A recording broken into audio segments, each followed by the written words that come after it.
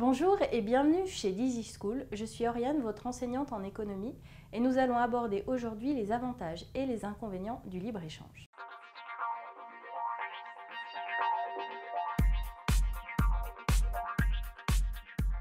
Alors, quels sont les avantages du libre-échange tout d'abord?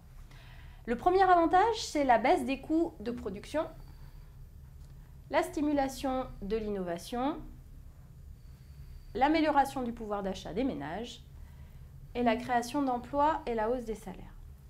Alors la baisse des coûts de production, c'est tout simplement le fait qu'en pénétrant sur de nouveaux marchés, les entreprises vont faire des économies d'échelle. Grâce à ces économies d'échelle, elles vont permettre de mieux répartir leurs coûts et notamment les coûts fixes qui va leur permettre de faire des économies. La stimulation de l'innovation, c'est tout simplement le fait d'entrer sur de nouveaux marchés va mettre les entreprises en concurrence. Et du fait de cette concurrence, les entreprises vont être beaucoup plus stimulées pour innover, pour également rechercher de nouveaux produits, améliorer ces produits. L'amélioration du pouvoir d'achat des ménages est liée un petit peu aux deux autres avantages, c'est-à-dire que, étant donné que de nouveaux produits vont entrer sur le marché, que les coûts de production vont également diminuer, la concurrence va faire que les produits seront parfois moins chers, ce qui va permettre d'augmenter le pouvoir d'achat des ménages.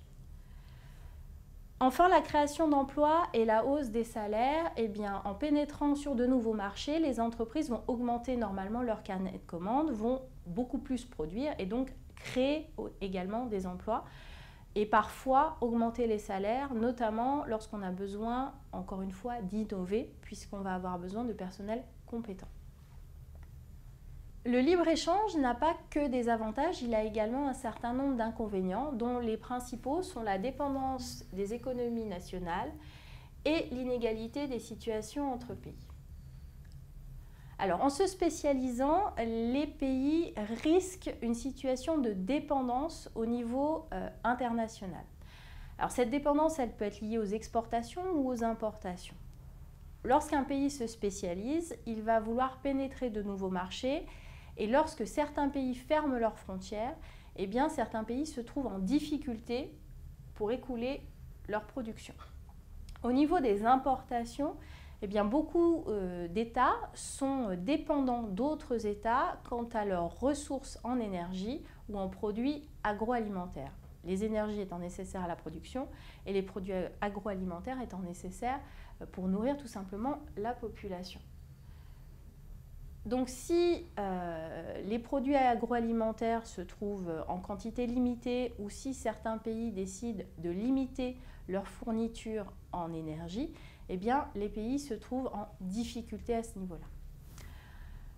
Le deuxième inconvénient majeur, c'est l'inégalité entre les pays qui est liée à des situations de dumping. Alors le dumping, c'est la pratique de certaines entreprises qui vont vendre en deçà de leur coût de production afin d'écouler leur production le plus rapidement possible et puis d'éliminer également la concurrence.